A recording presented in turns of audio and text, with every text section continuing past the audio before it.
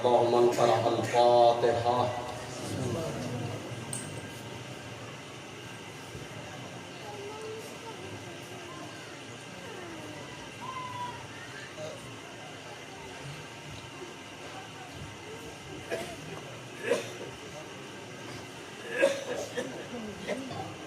لا حول ولا قوة إلا بالله العلي العظيم.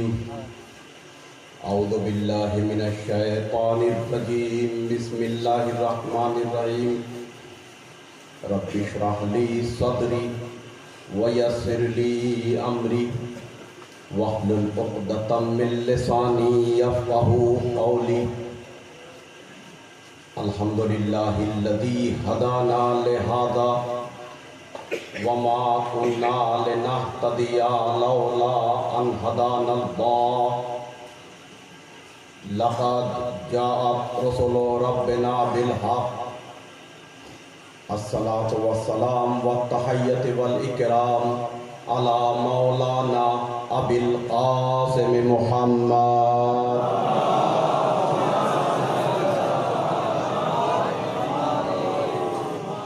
وآله الطيبين الطاهرين، لا سيما على أمير المؤمنين، ولعنة الله على أعدائهم أجمعين إلى يوم الدين. أما بعد، فقد قال رسول صلى الله عليه وآله وسلم: حبي وحب أهل بيتي فوائد في 7 مواطن. صلوات محمد وعليه.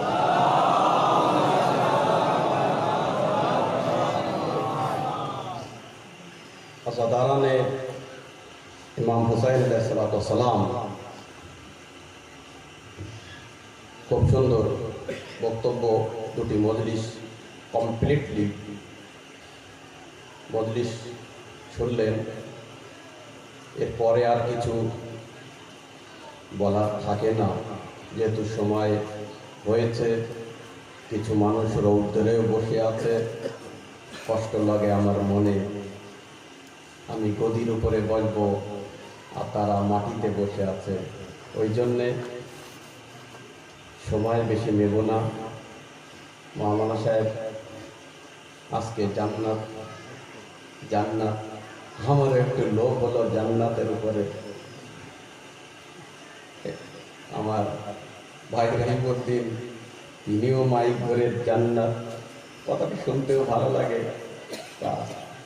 আপনারা সকলেই কিন্তু জান্নাতে বসে আছেন। জান্নাত যেখানে মা ফাতেমা থাকে সেখানে জান্নাত। জান্নাতে ছাড়া কিছু অন্য কিছু যদি থাকে তুই নে যা ভাই।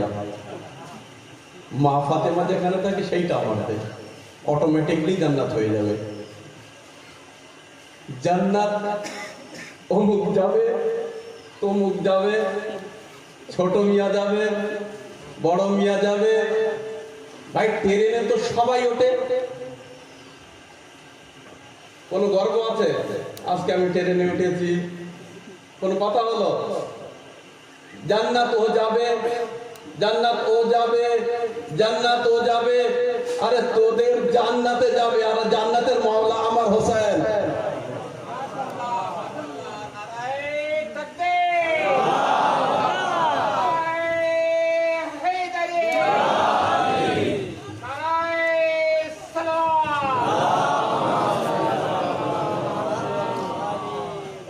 হযরতে রাসূল আকরামের বাণী পাঠ করলাম।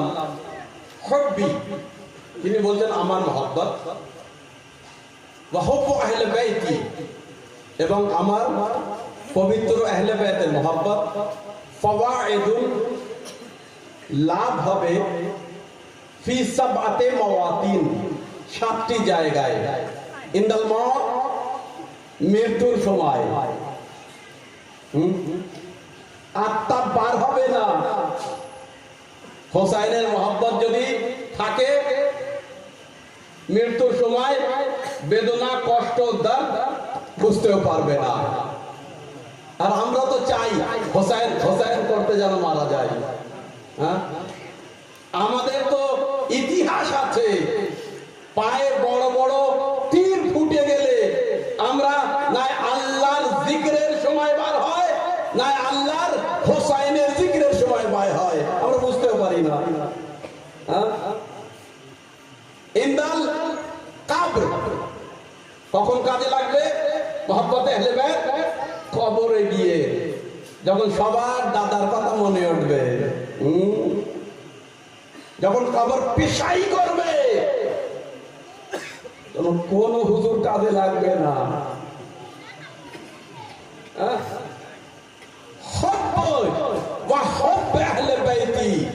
মাত্র আমার মহব্বত নবী বলছেন এবং আমার আহলে বাইতের মহব্বত। কারোর মহব্বত কাজে লাগবে সেটা গ্যারান্টি আছে? নবী বলেছে? বলেন কিন্তু। আর এই প্রসিদ্ধ হাদিস জালালউদ্দিন সিউতি রাহমাতুল্লাহ আলাইহি আমার সুন্নি ভাইদের সবথেকে নিজের যুগের বড় রাইটার এবং মুআররিখ এবং তার সঙ্গে সঙ্গে মুহাদ্দিস, মানে হাদিসের বিষয়ে ওনার যুগের বড় কেউ স্পেশালিস্ট ছিল না। যদি ক্ষমতা থাকতো কমিশন নিয়ে দুটো চারটে নাম তো বাড়িয়ে দিতে পারত। আর আমি সোমপুর গ্রামে, আর সবাই তো আমার নিজের দেশের লোক। হ্যাঁ, নাকি উর্দুতে পড়বো বেশি বাবা করবে? আমার অনেক যারা বয়স হয়ে গিয়েছে, খোকা তুই একটু দেশের দিকে আইবিনি, ওরা উর্দুতে কি বলে, যুবকেরা বাবাকেরা আমরা বুঝতেই পারি না। তা যাই হোক, এখন তো যুবকেরা বুঝতে পারছে, বিরুদ্ধেরাও বুঝতে পারছে, কিন্তু আমি নকি ভাই, আমরা বাঙালিরা মজলিস পড়লে কেউ বাবা করে না, ওরা মনে করে উত্তরতে মজলিস পড়লে বাবা করতে হয়। হ্যাঁ, যাই হোক, আমাদের ভাবা লাগবে না, আপনাদের দোয়া যথেষ্ট। নবী কি বলছেন? হব্বি মহব্বত আহলে বাইত, আমার মহব্বত এবং আমার আহলে বাইতের মহব্বত 7টি জায়গায় কাজ লাগবে। আর এই 7টি জায়গায় কারোর খুঁজে পাবা না, কারোর খুঁজে পাবা না।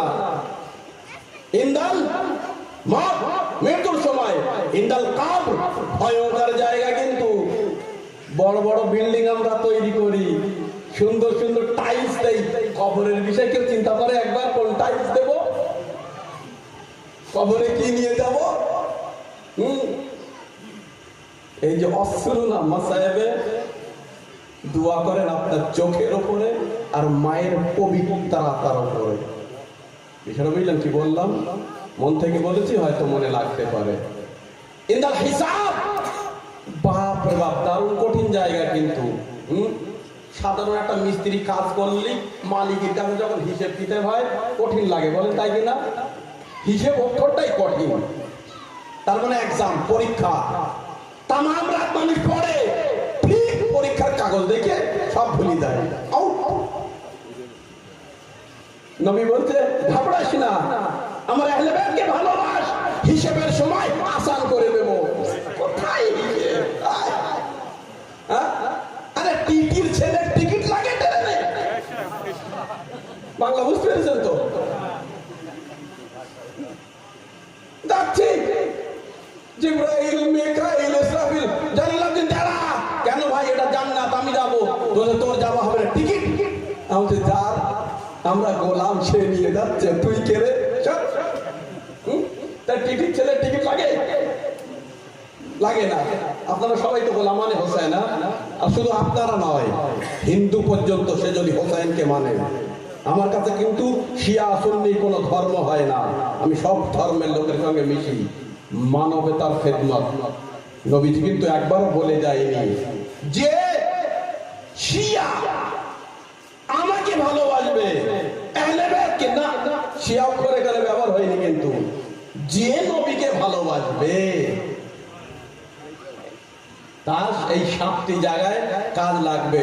আর এই 7টি জায়গায় কাজ কিন্তু কঠিন। এই 7টি জায়গায় 8ম জায়গা নেই। আর ইন্দাল মত, হাদিসটি বলে নেই, কারণ জালালউদ্দিন সিউতি রাহমাতুল্লাহ আলাইহি আমার আহলে সুন্নাত ভাইদের নিজের যুগের সবথেকে বড় ইমাম সাহেব এই হাদিসটি লিখেছে, কোরআন তার হাতের উপরে, তিনি থাকলে হাতকে চুম্বন দিয়ে দিন না।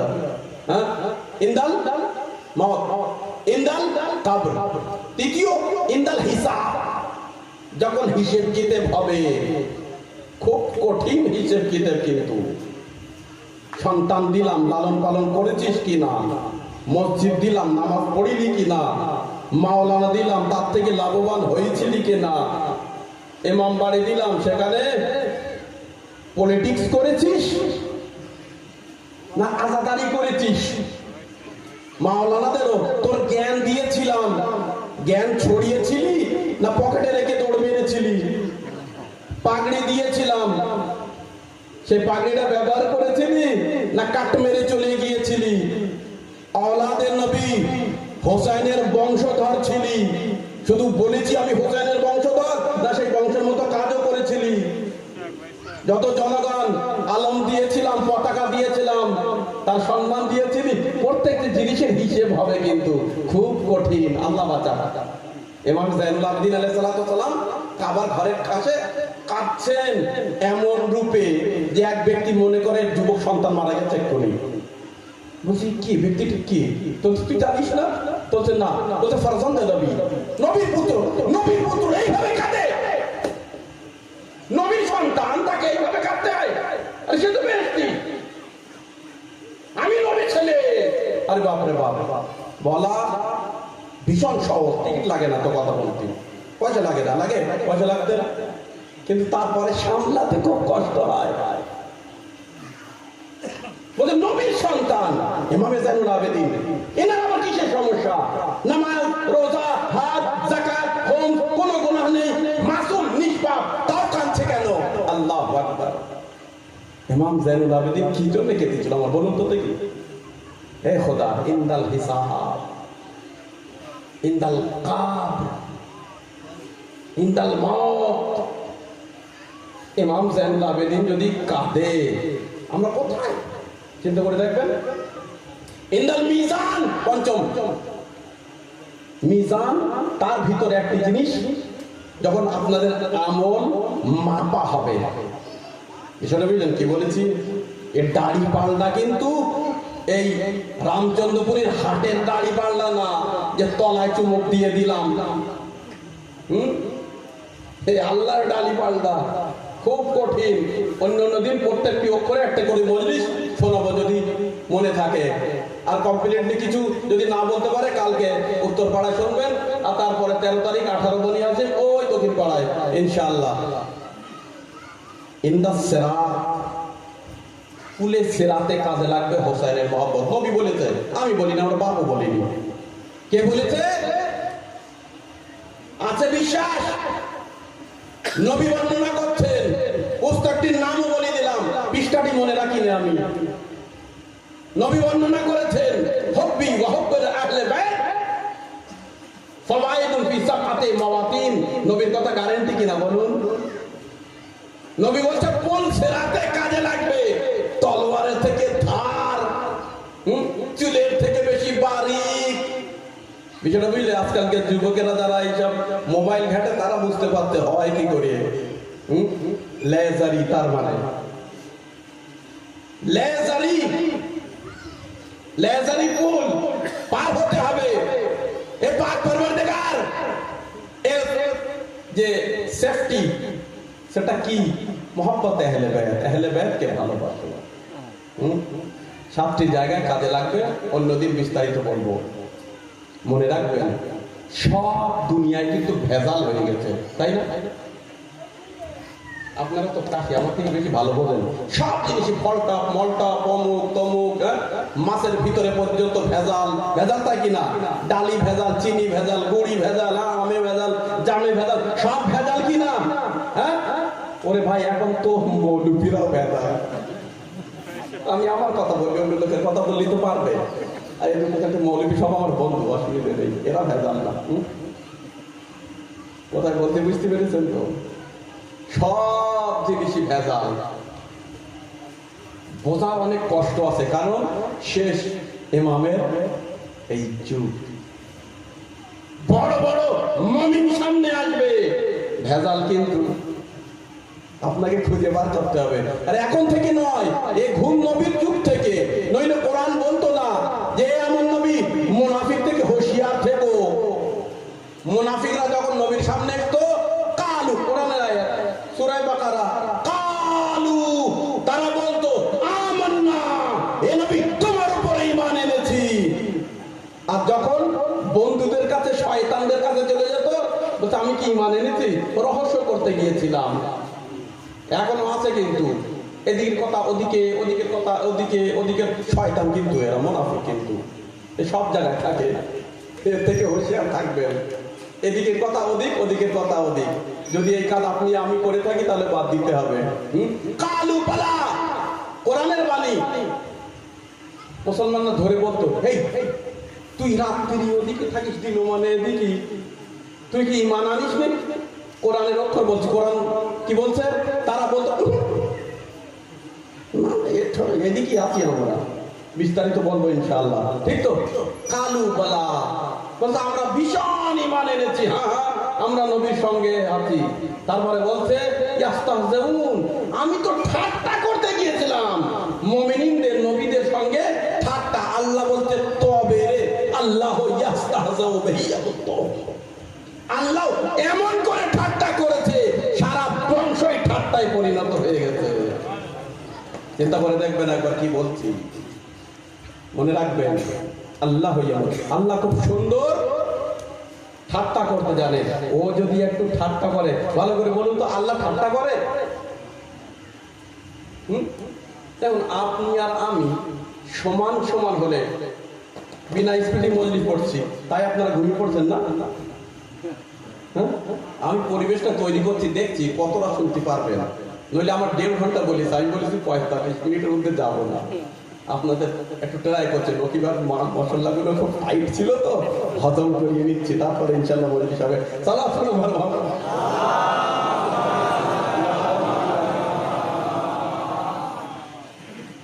শোনেন, সব জিনিসই ভেজাল, ওরা জুলুসে যাচ্ছে আমার যুবকেরা।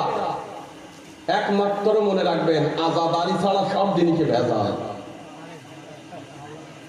আজাদারি বাদে সব জিনিসই ভেজাল। তাই শত্রুরা চাচ্ছে, মালান কি বলেন, হ্যাঁ যাও হজের কাউন্টারে, বুঝতে পারবা, হজের টিকিট কাটো, বুঝতে পারবা 1 লাখ টাকার টিকিট 5 লাখ টাকা দিচ্ছে, ভেজাল না? হ্যাঁ, আল্লাহু আকবার। হাজিদের বলছে মিনুতে এই খেতে দেবো, ওই খেতে দেবো, ওখানে গিয়ে কাট মেরে বিরিয়ানি কাট করিয়ে তাদের দিচ্ছে চাল ভাতা খেতে। সব জায়গায় ভেজাল, বলুন তাই কিনা? আরে সব জায়গায় ভেজাল। এমনকি জুম্মার দিনে জুম্মার নামাজ বুধবারে পড়ায় ভেজাল। আর কত বলবো ভাই, একটা জিনিস ভেজাল নেই, সেটা দুনিয়ায় ছিল বিষ। তাও দোকানে গিয়ে বললাম সঠিক বিষ আছে, বলে না মাওলানা, সেও ভেজাল। আর ইঁদুর টিঁদুর মরে না, হ্যাঁ ইঁদুরে বিষ দিলে ইঁদুরে মরে না, ভেজাল। শুধু একটা জায়গায় আমি কোথায় পাবো সঠিক ভেজাল? সঠিক বিষ তো পেতে, সব ভেজাল নিয়ে গেলে বাড়িতে বকবে, ইঁদুর মরেই না। ক্যাবসা গ্রামে গিয়েছি, বলছে মালা নেবেন না, ঠিক আছে বাইরের জন্য ঠিক আছে। ক্যাবসা গ্রামে কেউ আছে যে হয়তো চা দেবে না, সালাম করুন কাশি ভাই আছে তো? সব জিনিস ভেজাল, বলছে বিষও ভেজাল। কিন্তু একটা জায়গায় পাবেন মাওলানা সাহেব, বলতে কোথায়? মানুষের অন্তর। এর ভিতরে যে বিষ আছে না, 1 নম্বর বিষ। আল্লাহর কসম, এই বিষগুলো কম করে, এই বিষকে বার করে মোহাম্মতে হোসেন ঢোকান। দেখবেন 24 পরগনায় পূব পশ্চিম উত্তর দক্ষিণ কিচ্ছু থাকবে না। ইমাম খোমেনি বলেছিলেন লা শারকিয়া ওয়ালা গারবিয়া জামহুরিয়া ইসলামিয়া, অর্থাৎ না পূব চিনি না পশ্চিম, না উত্তর চিনি না দক্ষিণ, আমরা হোসাইনি, হোসেন আমাদের। সালাম করুন মুহাম্মদ ওয়া আলি মুহাম্মদ।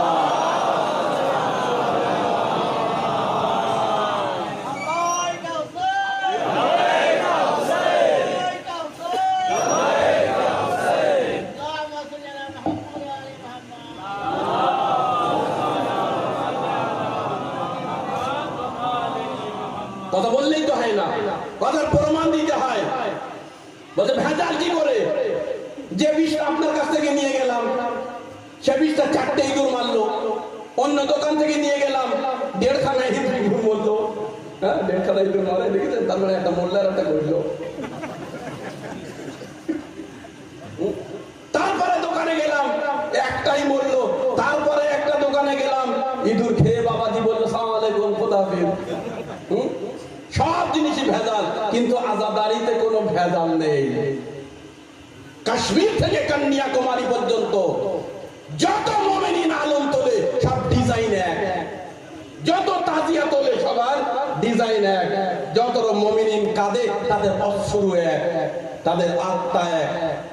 হোসাইনের আজাদারিতে কোনো ভেজাল নেই। এই নেয়ামতকে আপনাদের আমি হয়তো ঠাট্টার মাঝখানে এই জন্য বললাম, কিছু মানুষ দেখলাম ক্লান্ত, ঘুম ঘুম ভাব, তাই আপনাদের জাগিয়ে নিলাম। মজলিস এবার 10 মিনিট থেকে শুরু করছি। শুনুন, আজাদারি একমাত্র এমন পাওয়ার, এমন শক্তি, এমন নির্ভেজাল আধ্যাত্মিক ইবাদত, ওই জন্য এটা কেড়ে নিতে চায় আপনাদের হাতে। শুধু যেন আলম থাকে, আলমের ভিতরে আব্বাসের মোহাব্বত যেন না থাকে। তাবুত থাকে, তাবুতের ভিতরে যে হোসাইনের মোহাব্বতটা আছে না জড়িয়ে, ওটা যেন না হয়। তাই আজাদারি থেকে কি করে দূরিয়ে রাখা যায়, গন্ডগোল আজাদারদের মাঝখানে পাকিয়ে দাও। এই যারা ফ্রেশ যুবক, এরা যেন একদিন আস্তে আস্তে দূরে চলে যায় আর বলুক, ভাই তুই 5,000 চাঁদা নে, তবে আমার জড়াস নে কমিটি। এটা বুঝলেন? যারা মোড়ল মাতব্বর আছে, কি বলছি চিন্তা করে দেখবেন, একটু ওলামাদের কাছে বসার চেষ্টা করবেন, আর কিছু ভালো আধ্যাত্মিক ওলামা তৈরি করবেন, যাদের ওলামা বলে, আলিম ওলামা বলে। হ্যাঁ, এই কমের ঘুম লেগে যাবার আগে কেরাসিন দিয়ে স্প্রে করে নেবেন। আর সেই কেরাসিন পাওয়া যায় হব্বে হোসাইন, ইমাম হোসাইনের মুহাব্বত, যার গন্ধ শুনে শয়তান আসে না, শয়তান দূরে চলে যায়। শয়তান আর মুমিনের চিহ্ন, আজকে বলে যায়, হয়তো এটা বলতাম না, শয়তান আর মুমিনের চিহ্ন। শুনুন, শয়তান কিন্তু জন্মে থেকে শয়তান ছিল না, ছিল একটু আগে তো মজলিস শুনে সবার জ্ঞান হয়েছে মাশাআল্লাহ। হ্যাঁ, শয়তান কিন্তু শয়তান ছিল না। সে এত ইবাদত করত, এত রিয়াজত করত, যে তার ফেরেশতাদের মাঝখানে বসানো হলো। তার ফেরেশতাদের মাঝখানে। সব বাংলা বুঝতে পারছেন তো, না হিন্দিতে বলবো? হিন্দি মজলিস আমার বাংলা থেকে বেশি ভালো, বলতে হয় মাঝে মাঝে।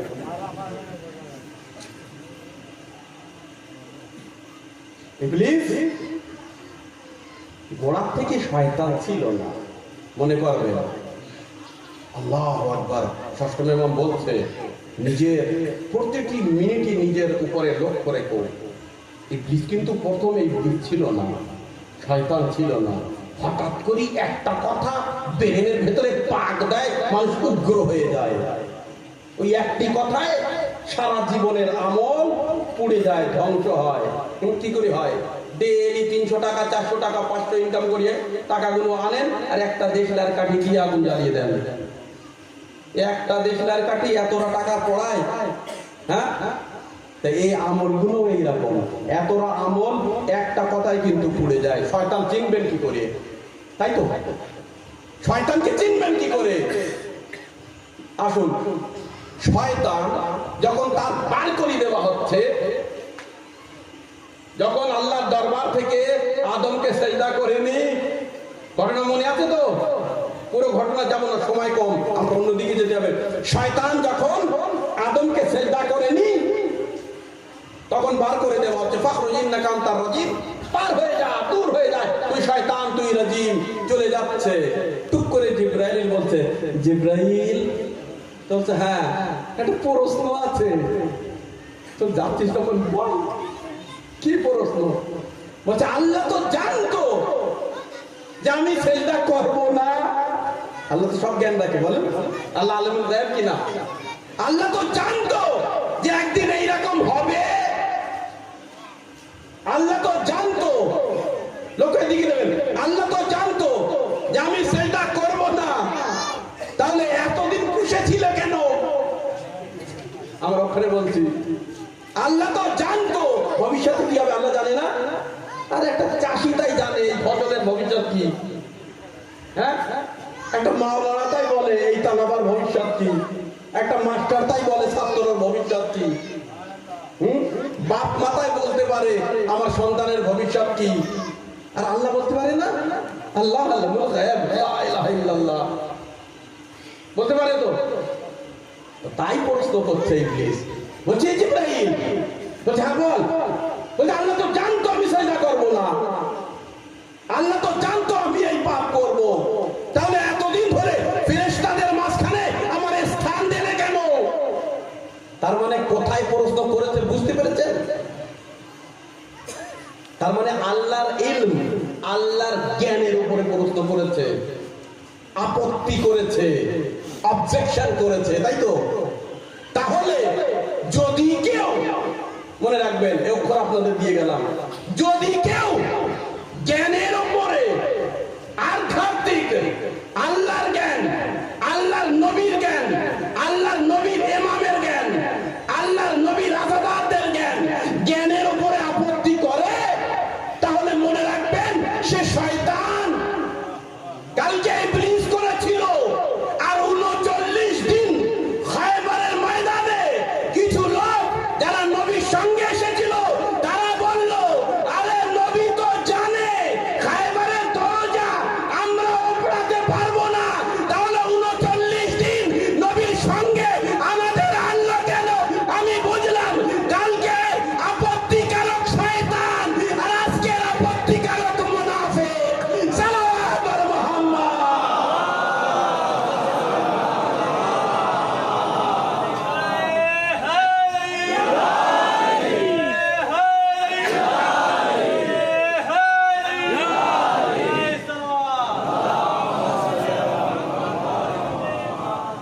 যে মাসুমের উপরে আপত্তি করে, অবজেকশন করে, সে নাই শয়তান নাই মুনাফিক। বিষয়টা বুঝলেন? কাল বলেছিল আল্লাহ তো জানে আমি সেটা করব না, ও তো ভবিষ্যতে সবকিছু জানে, দেখে, তাহলে আমার ফেরেশতাদের মাঝখানে রেখেছিল কেন?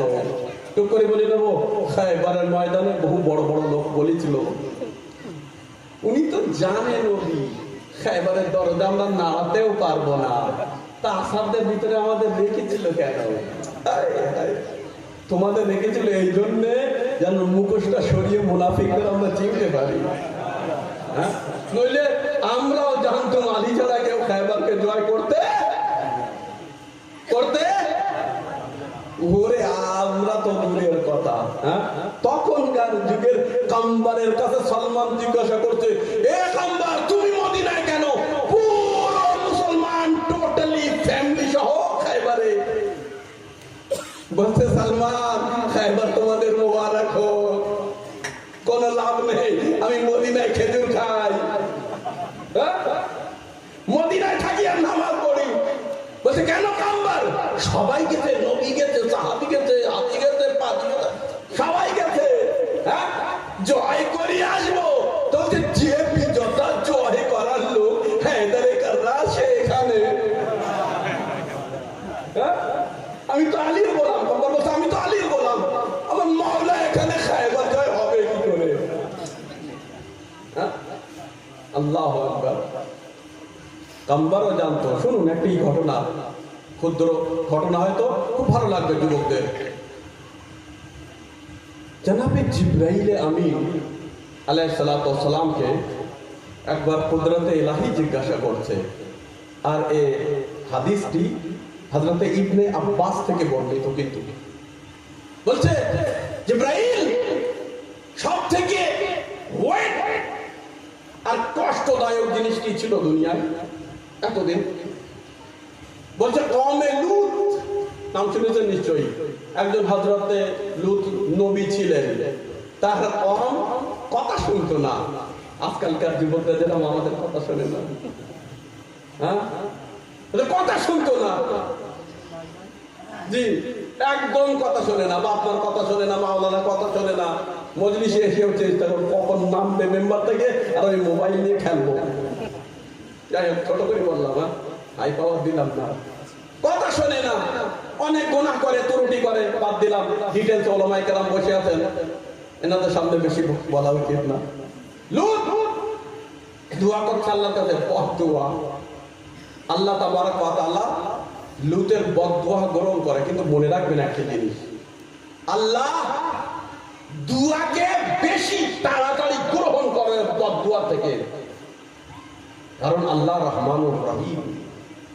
আপনি 10 বার কোন মুমিনের জন্য দোয়া করেন, আল্লাহ গ্রহণ করবে, আর 100 বার তার জন্য বদদুয়া করেন, তার গ্যারান্টি নেই। আল্লাহ রহিম, আল্লাহ করিম, আল্লাহ সবার জন্য, আল্লাহ শান্তির জন্য, অশান্তির জন্য নয়। বিষয়টা বুঝলেন? আল্লাহ দয়ালু, আযাব দেওয়ার জন্য নয়। নবীরা পর্যন্ত আযাবের জন্য বলিয়ে বলিয়ে বলিয়ে বলিয়ে আর আল্লাহ চেষ্টা করতো আযাবকে কিভাবে না দেওয়া যায়। মনে রেখেছেন কি বলেছি? ওই জন্য যারা কওমের লিডার হয়, তাড়াতাড়ি যুবকদের বক্তি নেই, হঠাৎ করে টেম্পারেচার গরম হতে নেই। লাস্ট পর্যায়ে আগে বোঝাতে হয়, মায়ার সঙ্গে, ভালোবাসার সঙ্গে, প্রেমের সঙ্গে, মুখে সবসময় হাসি রাখতে হয়। যদি কেউ গ্রামের মেম্বার হও, যদি কেউ প্রধান হও, শেখো সবসময় যেন দাঁত দুটো দেখা যায়, তার মানে সবসময় হাসতে থেকো। বিষয়টা বুঝলেন কি বললাম? এই ক্ষুদ্র বয়সে বলে গেলাম। এখন জিবরাইলকে জিজ্ঞাসা করে, জিবরাইল সব থেকে কঠিন কাজ কি ছিল, সব থেকে ভারী জিনিস? বলছে যখন হযরতে লূত দুআ করলেন আমার কওমের উপরে আযাব নাযিল হোক, তখন 7টি বড় বড় শহর ছিল লূতের কওমের। আল্লাহ তাবারক ওয়া তাআলা বলল, হে জিবরাইল যাও, এই 7টি শহর মাটি সহ উপড়ে নিয়ে চলে এসো। বিষয়টা বুঝলেন কি বললাম? চন্দ্র জানে যাওয়া সহজ, গ্রহকে উপরে তুলে নেওয়া যায়। চিন্তা করতে পারছেন কি বলেছে? আর একটু নিকটে এসে বলবো, চন্দ্রে যাওয়ার জন্য 25 বছর তপস্যা করে পুরো ভারত, আমাদের গর্ব, আমরা চাঁদে পা রেখেছি, I am Indian, I am on the moon. কত সুন্দর লাগে না বলতে বিদেশে কি এবার চাঁদের উপরে। আরে ভাই 1400 বছর আগে চাঁদের টুকরো টুকরো করে দিয়েছিলাম। তখন যদি একটু শিখতিস, যখন সলুনি সলুনি কাবলান তাফতাইনুনি মাওলা আলী বলছিল শিখে নাও, যদি কেউ একটু বুদ্ধিমান থাকতো বলতো মাওলা কি করে টুকরো করা যায় আমরা একটু শিখে দেন। কিন্তু কোথায় তাদের প্রশ্ন? কেউ বলছে আমার মাথার চুল কতটা, হ্যাঁ, কেউ বলছে ঘোড়া কত মাইল দৌড়ালে সূর্য পর্যন্ত পৌঁছে যায়। আল্লাহু আকবার। লেড়া যদি হতো কি বলতো আমার মাথায় কতটা চুল? হ্যাঁ, সালাম পড়ুন মুহাম্মদ ওয়া আলি মুহাম্মদ। বলছে জিবরাইল কে আদেশ দেওয়া হলো 7টি বড় নগরী শহরকে উপরে মাটি সহ তুলে নিয়ে চলে এসো 7ম আকাশে। জিবরাইল 7টি দিন এই 7টি শহর বলছে আমার ডানার উপরে এই রূপে 7 দিন নূরি দিন। তার মানে বলেন এই দুনিয়ার দিন না, কিন্তু নূরি দিন, আকাশের ওই আল্লাহ, হ্যাঁ, কায়নাতের ঊর্ধ্বের যে দিন, সে একটি দিন কিন্তু অনেক বড় হয়। বিষয়টা বুঝলেন কি বলেছি? তার অন্যদিন শুনবেন ক কোটি, ক হাজার, ক ঘন্টার দিন হয়। এই যে বলে না এতটা মানুষ হিসেব কিতাব হবে কি করে?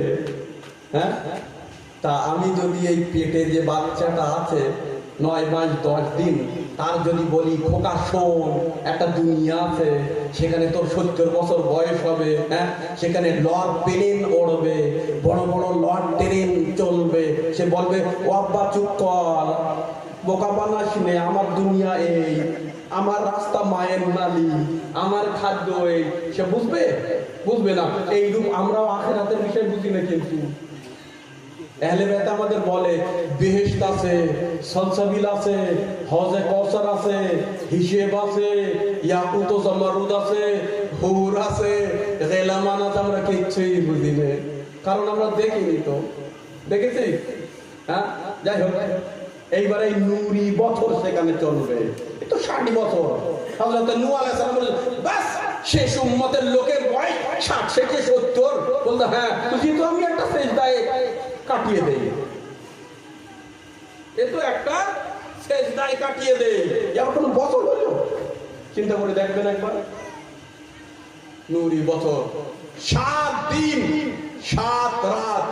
জিবরাইল বলছে কত কষ্ট কত ভারী, তো সেটা বুঝতে পারেনি, কিন্তু খায়বারের দিনে আল্লাহ আদেশ করলো জিবরাইল তাড়াতাড়ি চলে যাও, আলী জুলফকার বার করেছে, মারহাবের 2 টুকরো হয়ে গেল, তার আগে পৌঁছে যাও, আলীর তলোয়ার যেন মাটিতে না পৌঁছায়, নইলে এই পৃথিবীর মাটি 2 ভাগ হয়ে যাবে।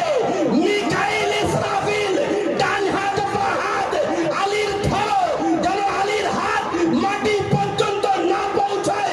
জিবরাইল বলছে আমার লাইফে আমার জীবনে এত ভারী কখনো আমি অস্ত্র দেখিনি। যখন আলীর অস্ত্র একবার মারহাবের উপরে পড়লো, মাটি 2 খণ্ড হয়ে যেত, আমি জিবরাইল মিকাইল ও ইসরাফিল ধরে নিলাম। সালাওয়াত করুন মুহাম্মদ ওয়া আলি মুহাম্মদ।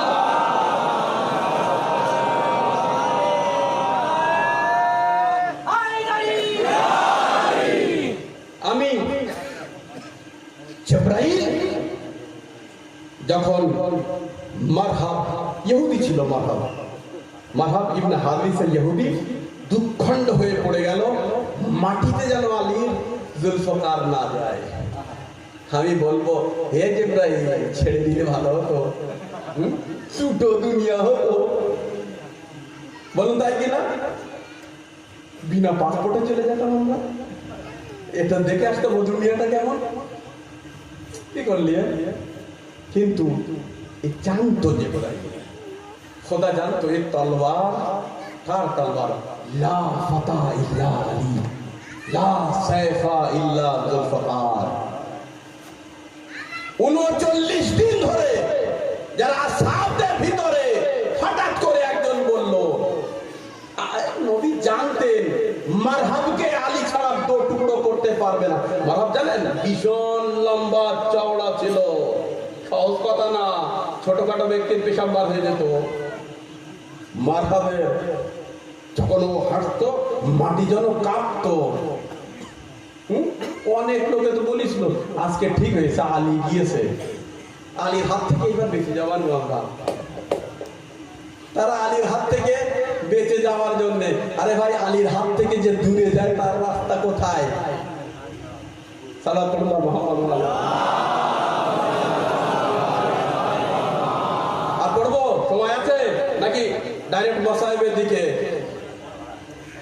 আলীর তলোয়ার জিবরাইল বলছে জীবনে এত ভারী আমি অনুভব করিনি। মুজিজার ডানা যদি না থাকতো, নূরের ডানা যদি না থাকতো, আমার জিবরাইলের 2 ফালি হয়ে যেত, 2 ফালি হয়ে যেত। যদি মুজিজার ডানা না হতো, নূরের ডানা না হতো, চিন্তা করে দেখবেন আলী আলাইহিস সালাতু ওয়াস সালাম যখন তলোয়ার পার করে ভিতরে আর ঢোকায় না। এই যে খুনি বললেন না কত সুন্দর অক্ষর, যে মালিক আস্তার তোমার তলোয়ার আর আমার তলোয়ার পার্থক্যটা, তলোয়ার 2টি, কিন্তু আমি 70টি নসল দেখে চালাই, আর মালিক চালিয়ে যায়।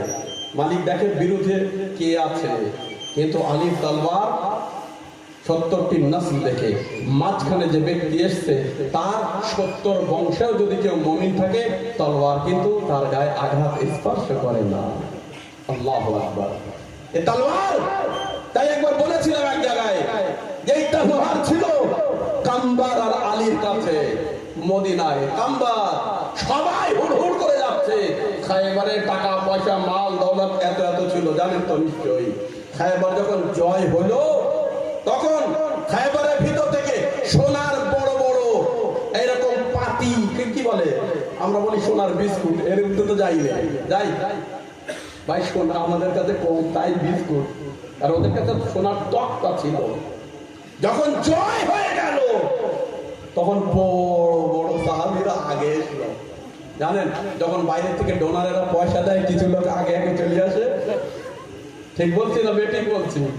হ্যাঁ, যখন চান্দা চেতে যায় অনেক লোক ঘরের ভিতরে ঢুকে যায়, ভাই বার হ, চান্দা চাঁদি এসছে, বলছে দাঁড়াও ছোট পয়সাটা বার করে খুঁজি। ছোট নোটটা 10 টাকার নোট, 20 টাকা, সত্যি 20 টাকার নোট তোর কত ভাগ্য। হ্যাঁ, চান্দার জন্য তুই বার হইস, আর 5000 টাকার নোট হয়নি। যাই হোক, চলে আসলো সোনা দানার বড় বড়, এইবারে করুন আনতে হবে। এখানে কে স্বর্ণকার আছে ভাই? কে স্বর্ণকার আছে? না, নেই। তাহলে গিয়ে জিজ্ঞাসা করবেন গ্রামে। সোনা কিন্তু ল দিয়ে কাটা যায় না, সোনা ল দিয়ে কাটা যায় না, লর থেকে ভারী হয় সোনা বেশি। কি বলেছি বুঝতে পেরেছেন তো? সোনা লর থেকে বেশি ভারী হয়, আর সোনা ল দিয়ে অত সহজে কাটা যায় না, যদি বা যায় অনেক কষ্ট করে। কি বলছে বুঝতে পেরেছেন? এইবারে তারা এসছে, অভিজ্ঞতা ছিল না, বড় বড় সোনার তক্তা মুড়ে মুড়ে পড়েছে, এটা আমার, এটা আমার।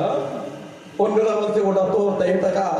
তাদের তো সব লোভি ফুবি সব এসেছিল, খাঁটি বান্দারা সব নামাজ পড়ছে, আর অখাঁটি বান্দারা সব সোনা বড় বড় তক্তা, এটা আমার, এটা আমার। হ্যাঁ, কুরুল নাই, কুরুল নিয়ে হেইও করে কাটাকাটি শুরু করেছে। কুরুল দিয়ে সোনার তক্তা কাটে, স্বর্ণকাররা জানে সোনার তক্তা কাটে না, ছিটকে তার গায়ে আসে। হ্যাঁ, কেউ এখানে জখম, কেউ এখানে জখম, কার এখানে জখম। সোনাও আজকে ভাগ্যে নেই। চল, মুশকিলে পড়েছি, মুশকিল গোসা।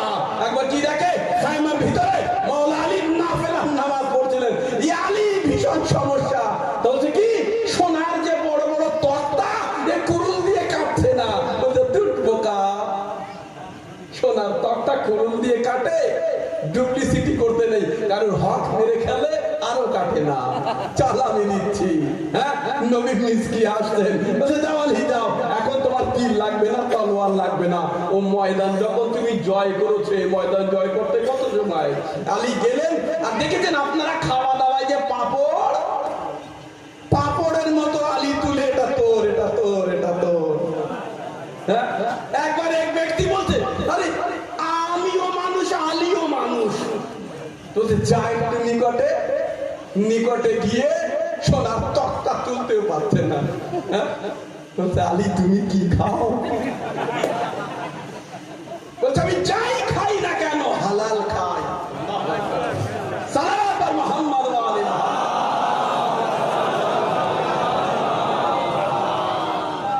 আমি হালাল খাই। মনে রাখবেন, খায়বারের যুদ্ধ শেষ হলো, কিছু মানুষের বিশ্বাস হয়নি, তারা বড় বড় আবা নিয়ে গেছিল। এই যে আবা হয় না, এই আরব ইন্ডিয়ার কিন্তু আমাদের তো মাওলানাদের খুব পাতলা, কারণ আমরা মুনাফিকাত করি না, বাইরেও যা সামনেও তাই, সব যেন দেখা যায়। ফাটা জামা কাপড় না দামি জামা কাপড়। আর আরবের লোক সোনা আনতে গিয়েছিল, দামি দামি মোটা মোটা আবা সোনা ভর্তি করে। যখন এসলো মদিনায়, আল্লাহু আকবার, কি দেখলো? হোসাইনের বাবা কোনো কিছু নেইনি। বলছে মাওলা আপনার জন্যই তো আমরা এত সোনা দানা পেয়েছি খায়বার থেকে ইহুদিদের, তা আপনি নেননি কেন? বলছে ও আমার ফিরজা, যে আমার বাসায় দাসী, তার ঠো করে পড়ে থাকে, সোনা দেয় না। বিশ্বাস হয়নি। কিছুদিন পরে ইবনে আব্বাস থেকে বর্ণিত, বিহারুল আনওয়ারে এই ঘটনাটি পড়বেন, লেখা আছে যে ইবনে আব্বাসের কাছে এসে হিম্মত হয়নি। ইবনে আব্বাসের কাছে, ইবনে আব্বাস আলী যে ঘটনাটি বলেছিল সত্যি, আমরা একটু দেখতে চাই। দেখতে চাও সোনা দানা? ইবনে আব্বাস আরো বাড়িয়ে চাড়িয়ে বলেছে। অনেকে হয় না, মাওলানার কাছে গিয়ে বল 2 মিনিট মজলিস পড়তে, সে কে বলে 200 মিনিট। তো এইরকম মাওলা বলছে, হ্যাঁ এরা দেখতে চায় জান্নাত আর জাহান্নাম। বলছে আচ্ছা। মাওলা আলী আলাইহিস সালাম কি একটা, আমি আমার ভাষায় বলছি, হ্যাঁ, কি একটা মেজাজে ছিলেন, কি ভালো মুডে ছিলেন। বলছে ছাটাই করে কিছু লোক চলে গেল। একদম পাহাড়ের ওদিকে যাবার পরে মাওলা মুখটি ঘুরিয়ে নিলেন। ঘোরানোর পরে একবার আল্লাহর কাছে দোয়া করলেন, আল্লাহর অনুমতি চাইলেন। আলীর হাতের ইশারা হলো, একবার বেহেশতের দরজা খুলে গেল। হাউজে কাউসার দেখে নিল। তারপরে আলী ইশারা করলেন, জাহান্নামের দরজাও খুলে গেল। মনে রাখবেন একটি কথা, এই বেহেশত, বেহেশত মানে স্বর্গ, তাই তো? সব দিকে আছেন তো? আর জাহান্নাম মানে নরক। এর দরজা কিন্তু কখনো বন্ধ হবে না, হয় যদি এক জায়গায় হবে। কখন? মিস্টেক মানুষ যখন যাবে। তার মানে আবার বলি, ধরুন মাসিয়ার বল ফিল্ডে ওখানে খেলা হচ্ছে, ঠিক তো? ফিল্ডে খেলা হচ্ছে, একটা নাইজেরিয়ান টিম আমার দলে, সে যদি আপনার হয়ে খেলে, খেলতে দেবেন? আমি তো দেবো না। হ্যাঁ, ভালো করে চিন্তা করে দেখেন, অনেক লোক জাহান্নামে যাবে, তাই তো? নইলে মাওলানা সাহেব তো বলেছেন জাহান্নাম কি জন্য। অনেক লোক যাবে, আর অনেক লোক যেতে চাবে না, গ্রামবাসীরা ধরে বেঁধে জাহান্নামে ঢুকিয়ে দেবে। আমি যাচ্ছি, তুই যাবি না কেন? কি বললাম বুঝতে পেরেছেন? ও বেটা যাচ্ছে নামাজ পড়তে, চল মোড়ের দিকে। আমি যাচ্ছি জাহান্নামে, তুই যাবি না কেন? অনেক হিংসা আছে।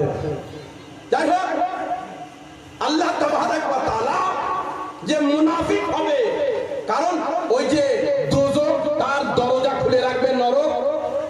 কারণ ওরা কিভাবে পড়ছে, কি তাদের কষ্ট হচ্ছে, এই বেহেশতবাসীরা যেন দেখে, শেখে। আর এরা যে কত সুখে আছে, ওরাও যেন দেখে।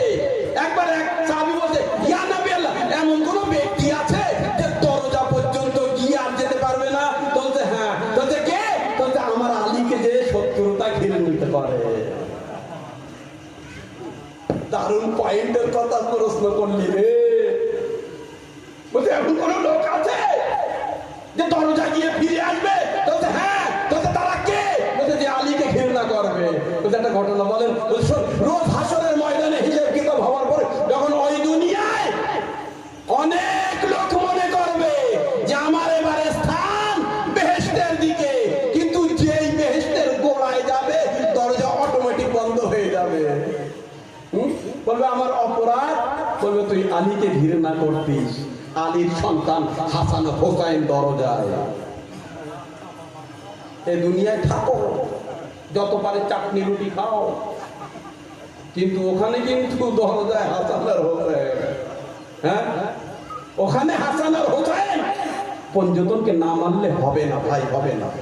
আমি সবার সবসময় বলি।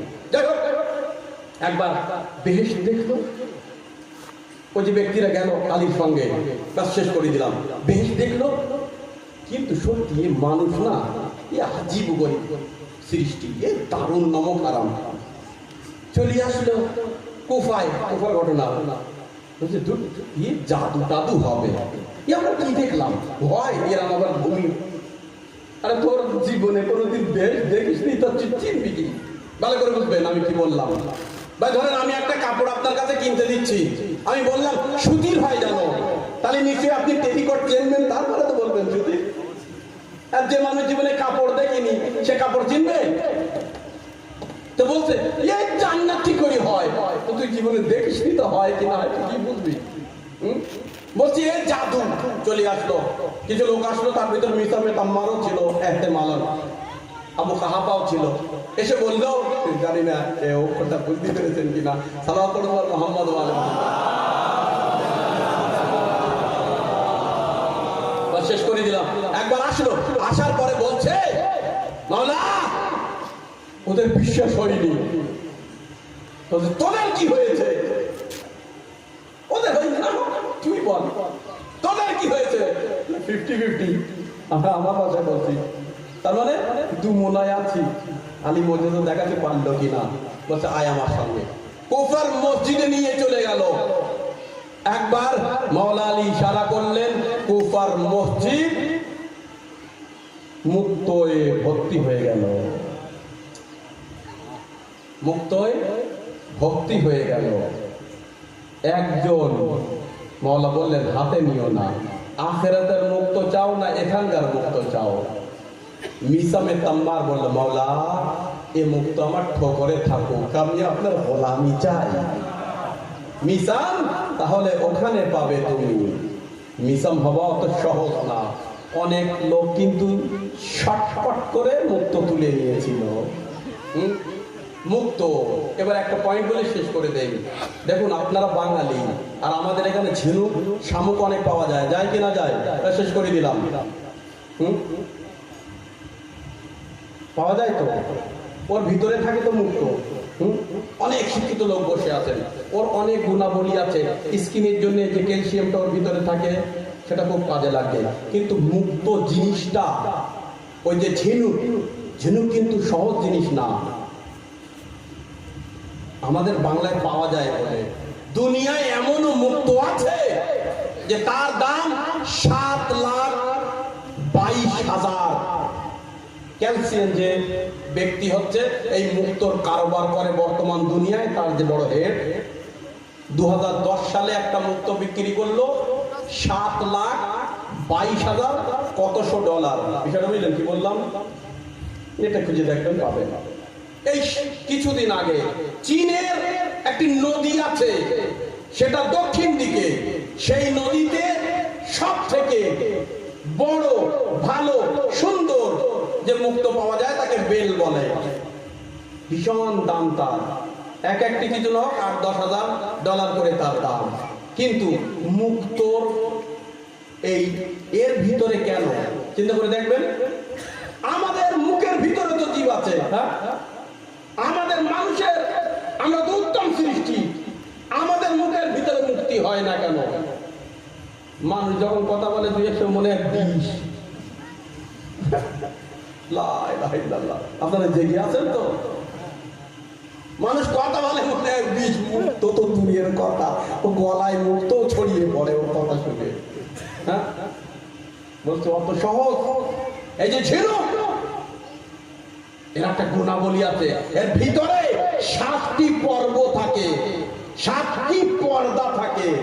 যখন বাইরের কোনো কিছু ওর ভিতরে প্রবেশ করে, এই ঝিনুকের ভিতরে 1000 ঝিনুকের ভিতরে যদি প্রবেশ করে, একটি ঝিনুকের ক্ষমতা এই যে তার ভিতরে মুক্ত হয়। সব ঝিনুকের ভিতরে হয় না, কিন্তু বুঝলেন কি বলেছে? মুহাব্বতে আহলে বাইত সবার মনে আসে না মুক্তর মতো। তাই বলি যে মা বাবাকে ধন্যবাদ জানান, আপনাদের মনের ভিতরে আহলে বাইতের মহব্বত আছে। 1000 শামুকের ভিতরে খুঁজে দেখবেন, খুঁজে দেখবেন, খুঁজে দেখবেন, হয়তো নাও পেতে পারবেন। তারপরে 1000 একটা থাকে। আর কি জন্য এই মুক্তগুলো হয় জানেন? এর ভিতরে বাইরের কোন জিনিস প্রবেশ করলে সেই জিনিসটাকে সে সরানোর জন্য, তার প্রভাবকে নিষ্ক্রিয় করার জন্য ও একটি ওর ভিতরে স্প্রে মতো করতে থাকে। তার মানে কি জানেন? বদ জিনিসকে দূর করার জন্য ওর ভিতর থেকে একটি লালা মতো টোপায়, সেই লালা ভবিষ্যতে গিয়ে মুক্ত জমা হয়। আল্লাহু আকবার। বিষয়টা কি বলেছি বুঝতে পেরেছেন? ওর ভিতরে বাইরের একটি পয়জন, সেই পয়জনকে কাটার জন্য ও যে জিনিসকে স্প্রে করে, সেই জিনিস স্প্রে হয়ে মুক্ত হয়। আর আমরা নিজেদের বন্ধুদের কখনো কখনো এমন স্প্রে মেরে দেই, সারা জীবনের জন্য কথা বন্ধ। হ্যাঁ, যাই হোক, মনে রাখবেন ওই জন্যে এই মুক্ত এমন ভাবে আমাদের ইসলামী দৃষ্টিকে নারীদের বলা হয় মুক্ত। আর ঝিনুকের যে হিজাব, যে পর্দা, ওই পর্দা করে থাকো, কারণ তোমরা দামি মুক্ত। কোরআনের ভিতরে একটা ব্যাখ্যা আছে, মনে রাখবেন। ঝিনুকের একটি যে গুণাবলী আছে, সেই গুণাবলী হচ্ছে যে ও কোন জিনিস ওপেন রাখে না, মূল্যবান জিনিসকে লুকিয়ে রাখে। বুঝতে পারলেন না?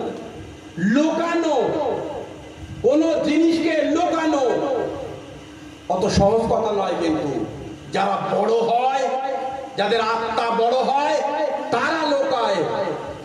আল্লাহ তো যাদের আত্মা ছোট হয় সব কথা বক বক বক বক করে বলে দেয়। বিষয়টা কি বলিস বুঝতে পেরেছেন তো? আত্মা বড় করতে হবে লোকাতে গেলে, আর যখন আপনি লোকাবেন আল্লাহর নিকটে চলে যাবেন। পশ্চিম বাংলার শিয়া, ক্ষমা করে দিও আমার, তোমরা আমার যুবকেরা, আমার ভবিষ্যৎ, একটু মনকে কবর খোলা বানাও। মনকে কি করো? কবর খোলা বানাও। মৌলা আলী বলছে তোমাদের মনকে কবর খোলা তৈরি করো। যা কিছু বললো দাফন করে দাও, দাফন করে দাও। শট করে ফট করে রিয়েকশন করো না। হ্যাঁ, মুক্ত এই জন্য ওর ভিতরে আল্লাহ অন্য কারোর ভিতরে দেয়নি, কারণ ও লুকাতে পারে, তাই এত বড় দামি ওর ভিতরে। শুনুন বা শেষ করলাম। আর এই যে মুক্ত সৃষ্টি হয়, নেটে সার্চ করে দেখেন, মিনিমাম একটি ঝিনুকের ভিতরে 6 মাস, মিনিমাম 3 বছর, তার ঊর্ধ্বে এই বয়স না হলে মুক্ত হয় না। তাহলে একটি মুক্ত পেতে গেলে 6 মাস অপেক্ষা করতে হবে, 3 বছর অপেক্ষা করতে হবে। আয় মেরে মৌলা আলী, আপনাকে কেউ চিনল না। আলী কুফার মসজিদে গেলেন আর সাহাবীকে ইশারা করলেন, 3 বছর যাকে হতে লাগে সেই মুক্ত আলীর পায়ের তলায় পড়ে আছে, আলী তুলে নিচ্ছে।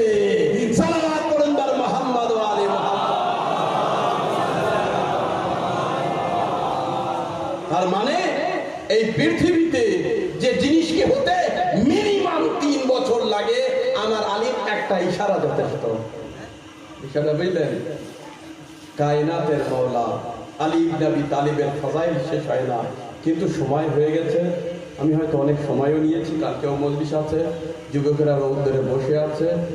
আজাদারও ইমাম হুসাইন আলাইহিস সালামের মজলিসে আপনারা এসেছেন, অনেক কাজ, অনেক কষ্ট করে দূরের থেকে, কেউ ক্লান্ত, কেউ অসুস্থ। এর যে আজ মা ফাতেমা ছাড়া কেউ দিতে পারে না। আর আল্লাহ কাউকে না করুক যেন কেউ পঙ্গু না হয় জীবিত থাকা অবস্থায়। যারা পঙ্গু হয়েছে এই হাত তুলে মাতাম করা, তাদের কাছে জিজ্ঞাসা করে দেখবেন বুঝি কত ব্যথা লাগে। আজাদারও যাদের জীবিত অবস্থায় সন্তান দুনিয়া থেকে চলে গেছে, তাদের কাছে জিজ্ঞাসা করেন অন্য শিশুরা যখন হোসেন হোসেন করে তাদের মনে কত আঘাত লাগে। অনেক লোকের ভিতরে আছে, তা অসুস্থ, কেউ ভেলুড়ে যায়, কেউ এদিকে যায়। অনেক লোক বলেছে মেম্বারে গিয়ে দোয়া করেন, কারণ যখন আজাদাররা কাঁধে মা ফাতেমা আসেন তখন দোয়া গ্রহণ হয়। যারা অসুস্থ আছে তাদের কাছে গিয়ে জিজ্ঞাসা করেন যে 2 হাত দিয়ে মাতাম করা কি বড় নেয়ামত আমাদের দিয়েছে। জানি না আগামী বছর পর্যন্ত এই মজলিস আমরা বেঁচে থাকবো কিনা, তাই আমি সর্বদা বলি যে প্রত্যেক মজলিসকে শেষ মজলিস মনে করে কেঁদো। ফজাইলে যদিও না আসতে পারো ভাইয়েরা, এ আমার যুবকেরা, মাসায়েবে কেঁদো, কারণ এই অশ্রু নয়, এটা ফাতেমার রুমালে গিয়ে হোসাইনের জখমি গায়ে মলম হয়ে ফাতেমা তো জহরা আল্লাহ গায়ে। বেটা আলী আসগার, এসব তোমার গলায় তীরের আঘাতে সম্পূর্ণ গ্রামে মুমিনিনরা জমা হয়েছে, মুমিনারা এসেছে কাঁদতে। আল্লাহু আকবার। আজাদারও ইমাম হোসেন আলাইহিস সালামের যখন শেষ মুহূর্তে শহীদ করা হচ্ছিল, হোসেন ইবনে আলী গায়ের তীর কোন জায়গা খালি নেই। ভালো করে চিন্তা করে দেখবেন। 10 ক্ষুদ্র মশায় পড়ে আপনাদের হযরতে ফাতেমার আঁচল ছেড়ে দিব। মৌলানা বলেছিলেন কোন যে ভাগ্যবান ব্যক্তি হবে যার জুতোর উপরে সৈয়দে সাজ্জাদ বসে আমাদের দিকে তাকাচ্ছে। এই আজাদারও আমার দাদি আসবে, তোমরা অস্ত্র রেডি করো।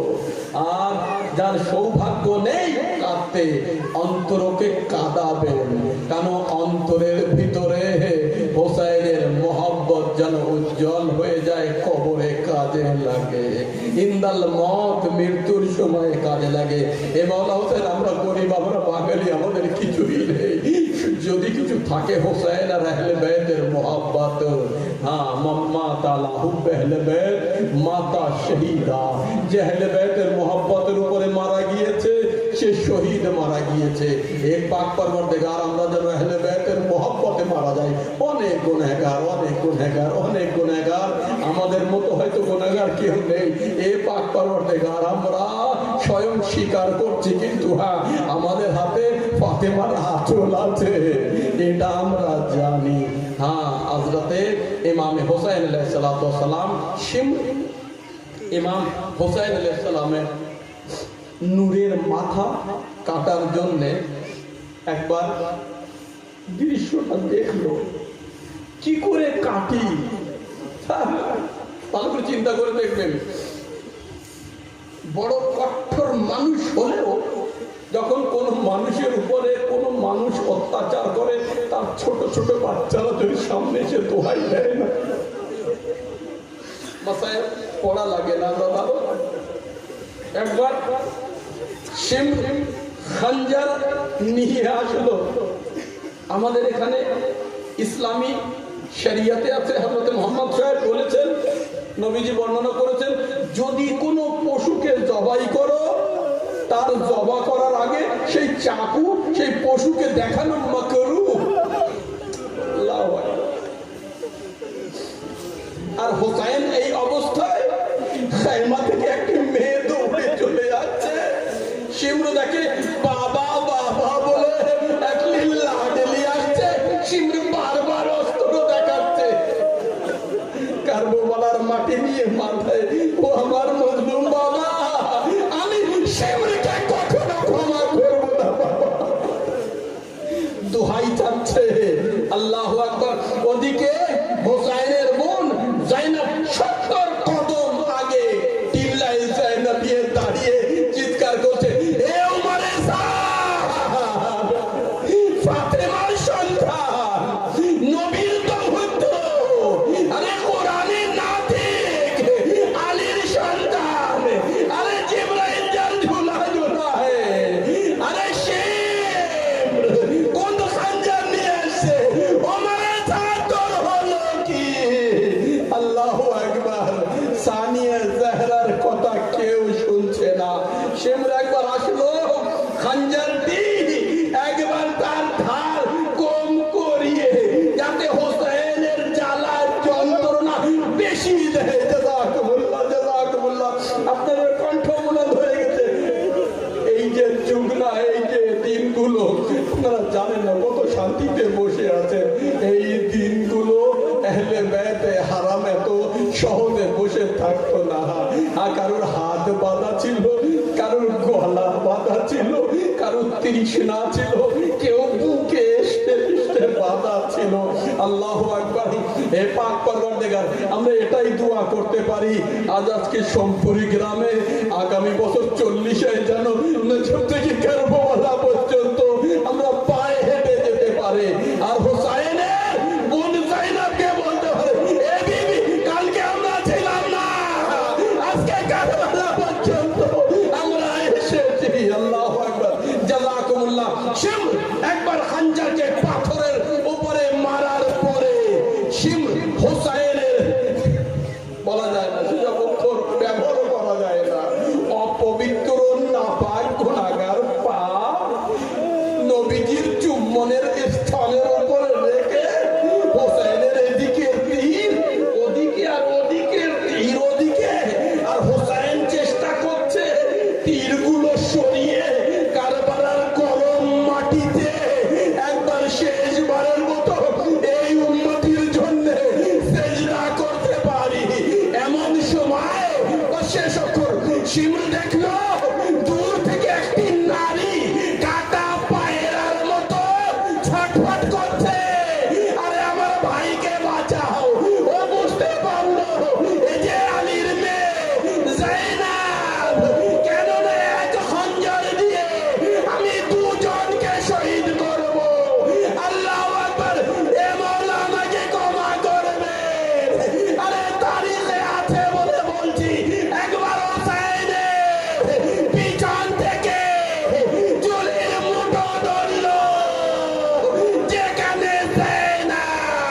যাবে।